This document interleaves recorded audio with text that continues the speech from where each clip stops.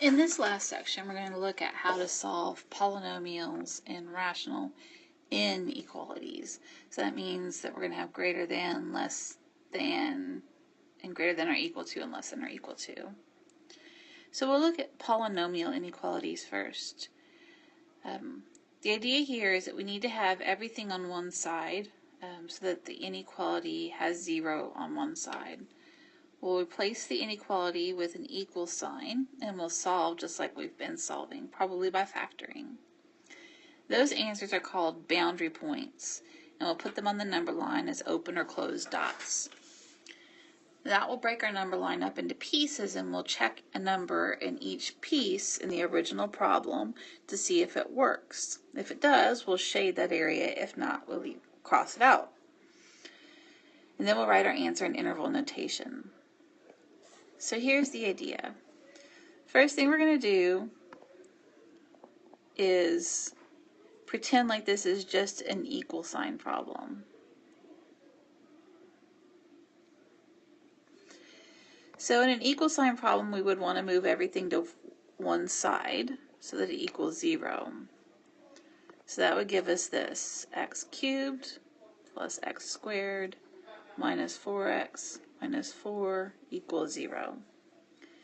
We can solve this by factoring. Take an x squared out of those two.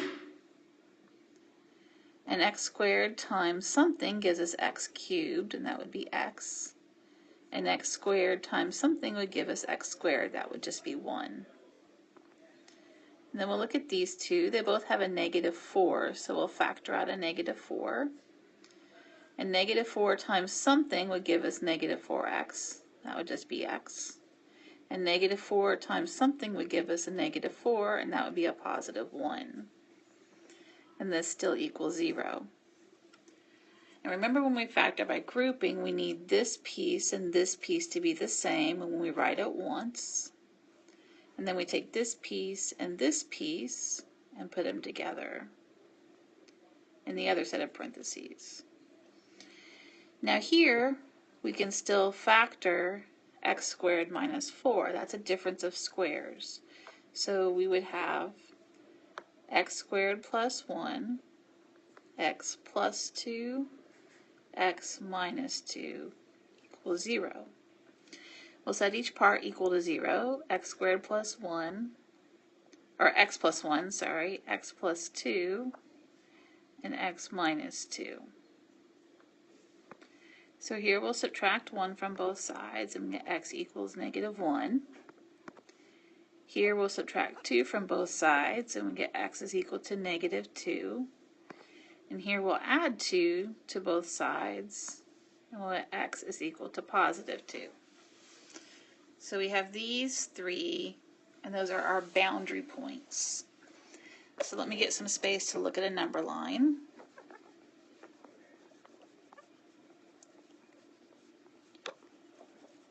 Just create a little more room here. So we're going to draw our number line, and we're going to put those numbers on it. So we'd have -1, -2, that'd be 0, 1. We don't really care, but then there's 2. Those are the points we care about. Because this original symbol was just greater than, no equal to, we're going to put open circles on those dots, because those numbers are not included. So that breaks our number line up into a section here, a section here, a section here, and a section here. And we need to choose a number in each one of those sections to plug back into our original problem. So let's just start from the left. A number over here would be like -3. So I'm going to take -3 and plug it into my original problem to see, do I get something that is true? So on the left-hand side, if you stick that into your calculator, make sure you put the parentheses just like I wrote them on the screen. You have to have parentheses around negative numbers. Over here we get -18. And over here we get -8. We have to ask ourselves, Is negative 18 bigger than negative 8? And the answer is no. So we don't want that part of the number line. So now let's look at this next section that's green. So something between negative 1 and negative 2 would be like negative 1.5. We're going to plug it back into that same beginning problem and see what we get. So if I put in negative 1.5 to the power of 3 plus negative 1.5 squared, I get negative 1.125. Again, make sure you put parentheses around those negative numbers, or else you'll get something different. And over here I get negative 2. So now we ask ourselves, is negative 1.125 greater than negative 2? Is this opening to the bigger number? And it is. On a number line, this negative 1.125 is further to the right than negative 2, which makes it bigger. So that answer is yes, which means we'd want to shade in that section. So now let's look at the next section. We need something between negative 1 and 2, and 0 usually works really nicely. It doesn't usually take a lot of effort to figure 0.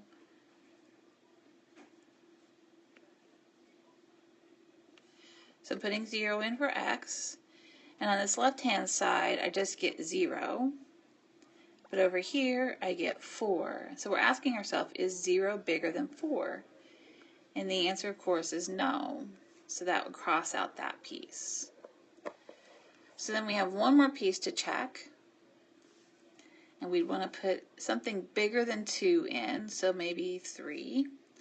So we'd have 3 squared, or cubed, sorry, plus 3 squared. And we're trying to find out, is that bigger than 4 times 3 plus 4? Well, 3 to the power of 3 plus 3 squared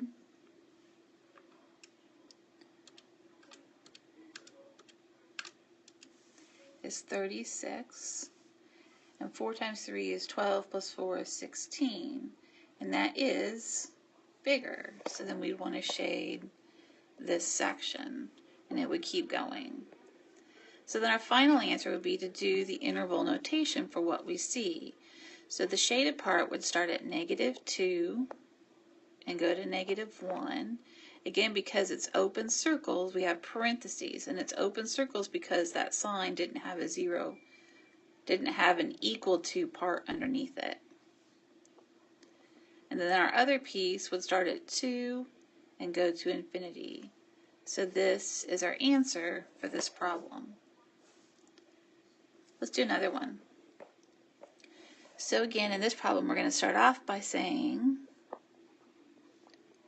pretending like it's an equal sign problem. And then we'll move everything to one side.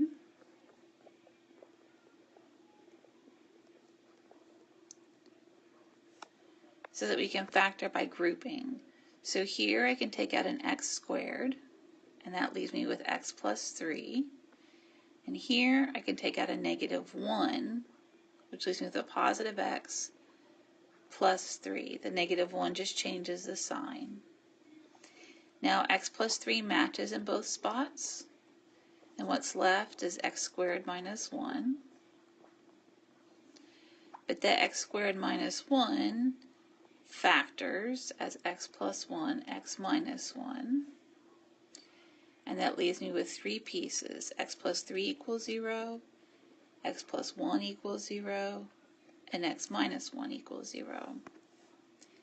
So here if I subtract 3 from both sides, I would get x is equal to negative 3. Here I subtract 1 from both sides, and I get x is equal to negative 1. And here I'd add 1 on both sides, which gives me x is equal to positive 1. So there's my numbers that I want to put on my number line. So I have negative 3, negative 1, 1. Okay, Now this is less than or equal to, so it has solid dots, filled in dots on each of those spots because it's of the or equal to. Okay, and that means that those points are included. We just need to figure out what else is included. Well, that again breaks my number line up into a piece over here, a piece right here, a piece here, and a piece here. So I'll start with this piece over here, and let's say -4, and I'll put -4 back into my original problem. So -4 to the third plus 3 times -4 squared, and then over here I'll just have -4 plus 3, and I'm trying to see, is the right hand side bigger, because that's the way that this is opening. So make sure when you type it in that you put parentheses around those negative numbers. The left hand side gives you -16, the right hand side gives us -1. And -1 is bigger, so we'd want to shade that section to the left. So now we do something, we need something between -3 and -1, so maybe something like -2. So we'd have -2 cubed plus 3 times -2 squared is less than or equal to -2 plus 3. And we'll type that into our calculators.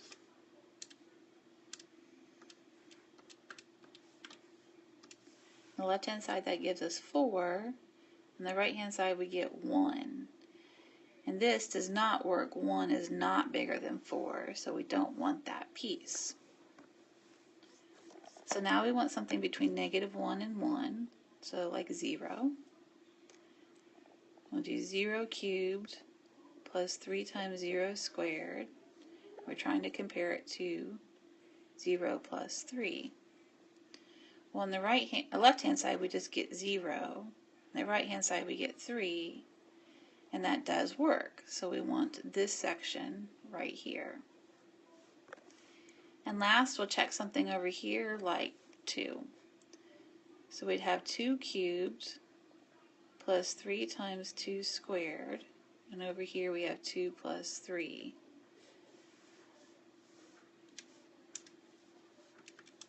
So over here we get 20, and over here we get 5, and clearly that does not work, so we won't want that section. So now we're ready to write our interval notation. We want this piece and this piece. So we'd have -infinity to -3. Because that -3 is included, it would be a bracket, and then union.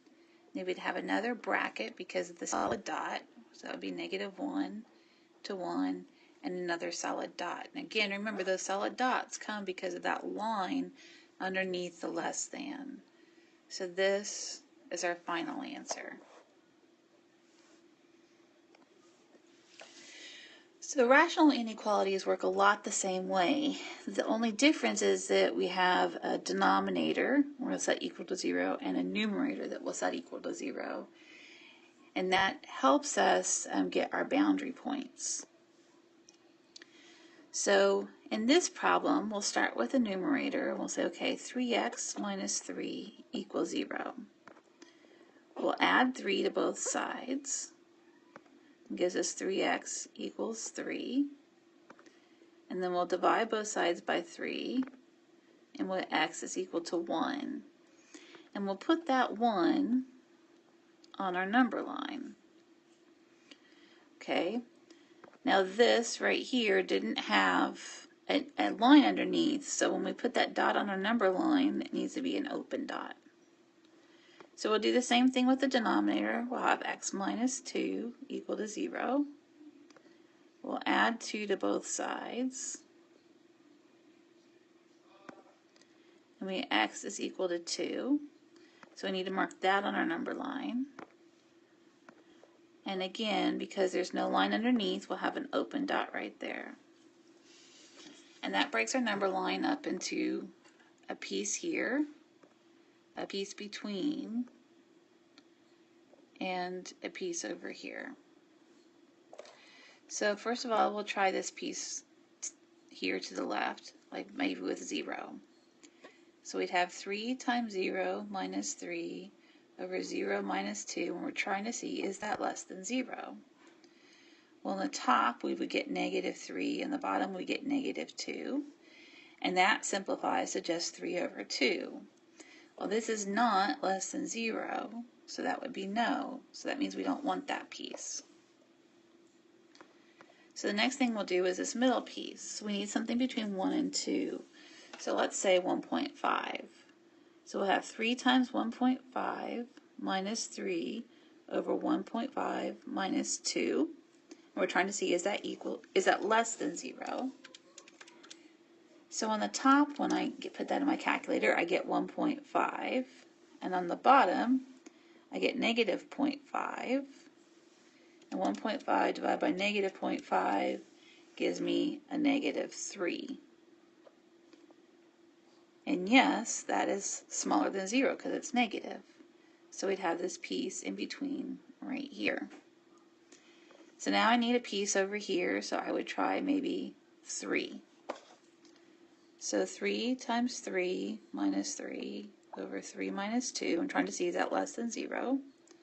On the top I get 6, on the bottom I get 1. So that's 6 less than 0? No. So this would be crossed out. So in this case, the only piece that works is this part right here in the middle. Now remember, 1 and 2 were not included, so I'll just start with 1 with the parenthesis, go to 2 with the parenthesis, and there's our answer. Let's do one more.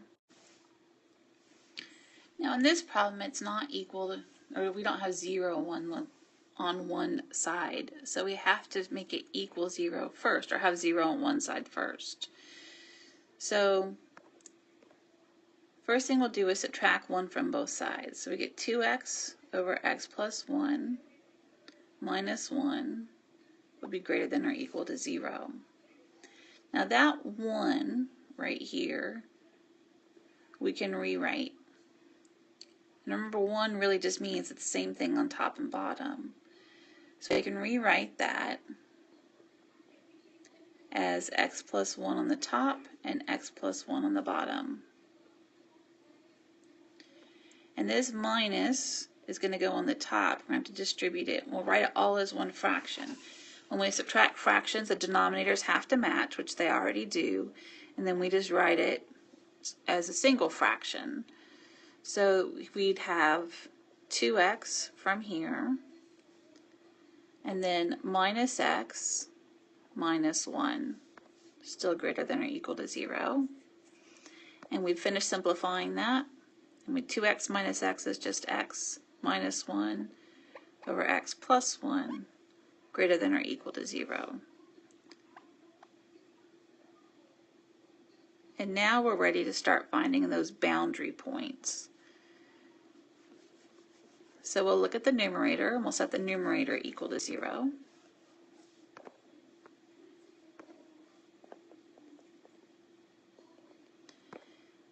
And if we do that, add 1 to both sides, we get x is equal to 1. So on our number line, that would be our first point. And because of this greater than or equal to, we're going to have a filled in dot there. The equal to on the bottom makes it a filled in dot. So we'll deal with the denominator. X plus 1 is equal to 0. And we'll subtract 1 from both sides. So x is equal to negative 1. So we also want negative 1 on our number line. And that negative 1, though, because it's in the denominator, remember that the denominator cannot equal 0. So we can't put a filled in dot there. We have to have an open dot there. So denominators will always be an open dot. Okay, the numerator depends on what the symbol is, but the denominator will always have an open dot. Now that breaks us up into 3 pieces. We have a piece here, a piece here, and a piece here. So we'll start with that left piece. Let's say negative 2. We're going to go back to our original problem, And we'll say, ask ourselves, if I stick in a negative 2 there in place of x, do I get something that's greater than or equal to 1? Well, 2 times negative 2 is negative 4, and negative 2 plus 1 is negative 1, and negative 4 over negative 1 is positive 4, which is bigger than 1. So we'd want to shade that side. Okay, and now we'll choose something here like 0. So I'd have 2 times 0 over 0 plus 1, and I'm trying to see, is that greater than or equal to 1? Well, I get 0 over 1,